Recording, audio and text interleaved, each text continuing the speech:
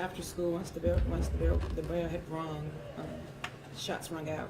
I had about a couple of shots. Looked out the window, seen the young girl, and he ended up running down because he seen her on the ground. And I looked out and heard her friend say she's down, and I just ran down there and just tried to do the best I can to save her. Just nothing to think about, just something that spontaneous you just do. I was standing at the fence talking to one of the security officers, and I heard shots, and I'm assuming no way. And then I turned around and I spotted a young man in the field firing off shots. I saw the young lady, and she was on the ground. Then I just kind of like took off. I just took off downstairs, and I saw, she laying there. Of course, Mr. King was there as well. Minutes later, Ms. Washington came down. It's like, we got to stop this blood. Got to put something on her neck. They needed something to put pressure on her neck, so I took my shirt off and handed it to Mr. King and Mr. Scott, and he applied pressure to her neck with my shirt. What steps did you take to make sure that she was okay? First of all, ABC, airway breathing and control. And I went through, and you never know when you have to use something that you were trained on a long time ago. And my firefighter skill just kicked in.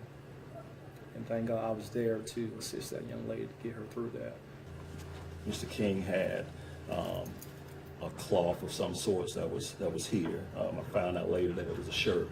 I took off my coat and actually put it on the bottom of her neck, on the other side of the neck, trying to provide for her just some comfort because her head was against the asphalt, and all at the same time still, I guess, shouting commands on the radio and just making certain that everyone was in the right place and that all the students were safe, but yet and still to make certain that young lady who was lying there on the asphalt was not left, and to make certain that she knew that we were there for her and that we were not going to leave her and that we were going to stay with her until help came. We were there to try to just be there for her, be calm, and for all the students.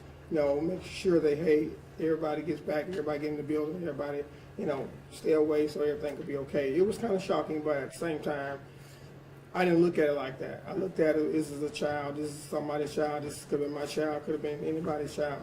So we was just there to just try to protect and help that child at the time. She was cool as a cucumber.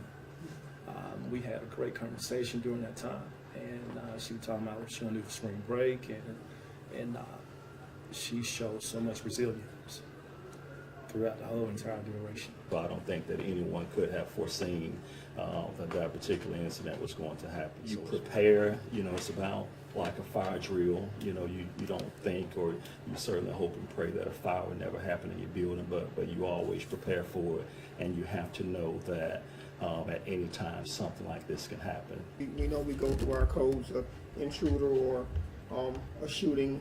We hear it all the time, all across the city or wherever across the nation. So when something like this happened, we already in mode, or we've been practicing this. So the kids will know when school's in lockdown, they can go in the room, and teachers know to help get the kids inside as well. I'm used to doing what I did yesterday, and if I have to do it again, I would do it. Put my life in jeopardy to make sure our kids are safe. We want to have an environment where things are safe and an environment is conducive for learning. So we want to make sure all the kids are safe. That's first and foremost. That's our goal. Like, this is number 3 for me, actually. Just that emotional, kind of like last night. I thought about this morning, or last night and this morning. A parent dropped a kid off at school. The one thing we want to do is send them back home to their parent. But bodily harm, anything wrong with them. So when something of that nature happens, it's just everybody. It touches home for everybody. It hits home for everybody.